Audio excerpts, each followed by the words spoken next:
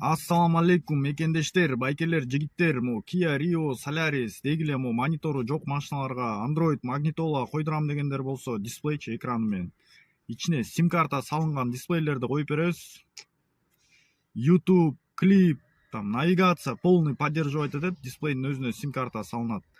Общий установкасы менен 20-25 миң сом болот. Любой машинага коюп беребиз. Аз да видеодо көрсөтө кетем кандай Android эмелер магнитолага коюлат экенин. Желающийлер койдурам дегендер болсо, номерди жаза кетем, кайрылуу берсеңер болот.